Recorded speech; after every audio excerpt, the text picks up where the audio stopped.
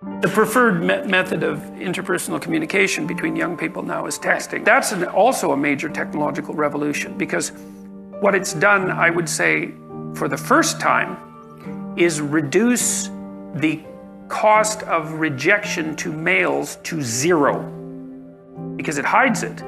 The only people you ever hear from are people who haven't rejected you. It's really at arm's length. You can swipe very rapidly, and so you can get all that rejection over with in a very short period of time. And Tinder also reduces... One of the other things that you want to think about with regards to sex, and I think this is probably particularly true for women, is that to what degree is it in women's interests to allow the cost of sex to fall to zero? Because with pornography certainly does that. And it just seems to me that's not a very good long-term strategy for relationships between men and women, because whatever sex is worth, the cost of zero is the wrong price. I've heard from a number of women read blog reports on their frustration with their attempts to be relatively sexually selective. Let's say they decide that they're not going to sleep with their new partner on the first date. They're frustrated by the fact that to the degree that they're being cautious in their sexual behavior, which I think is actually an admirable idea, that they're instantly outcompeted, especially if their partners are somewhat impulsive, by women who will say yes at the drop of a hat. And again, I don't think, it depends on what the goal is. That's the thing, is that there's short-term sexual gratification, but the literature indicates that married couples, for example, or couples in a permanent long-term monogamous relationship are more sexually satisfied than single people. And maybe the single people have to be parsed out into those who are sexually successful and those who aren't. But I suspect that wouldn't make that much difference. But whatever. There's the utility of relatively immediate sexual gratification, for whatever that's worth, and the adventurousness that goes along with that, let's say. The hunt and the excitement of having a new partner and all of that. And maybe even the danger that's associated with that, because people like to have a little bit of danger in their life. But what's the goal? It's what do people want? There's a great book called A Billion Wicked Thoughts. It was written by Google engineers, and so it contains great psychology, because Google engineers don't care about political correctness, and they just write down what they find, and they don't even notice that it's politically incorrect. Hence James Damore, for example.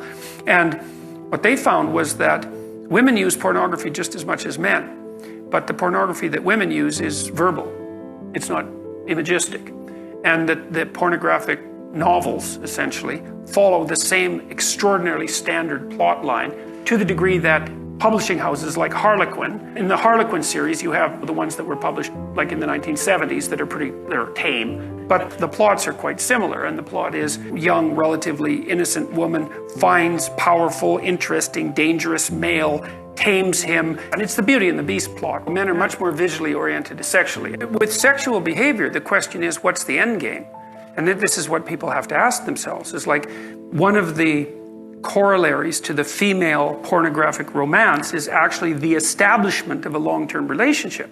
And the question is, it's so funny because I got pilloried in the New York Times for talking about enforced monogamy. It was an anthropological term, and all it means is that there's a pronounced proclivity in human societies around the world to enforce monogamous relationships at multiple levels of the sociological hierarchy. You do it culturally. And enforced monogamy, so my son was just married, and if he came to me next year and he said, "Hey Dad, guess what? I've managed to have 4 affairs in the last year with hot women, and my wife hasn't found out about any of them." Well, I'm going to say, what the hell's up with you? You violated the vow that you took. You're putting your whole future at risk. You're betraying yourself and your wife, and that's enforced monogamy. The idea is that the social norm is the establishment of a long-term monogamous relationship, and that there are strictures put in place to support that, but also to punish deviation from it.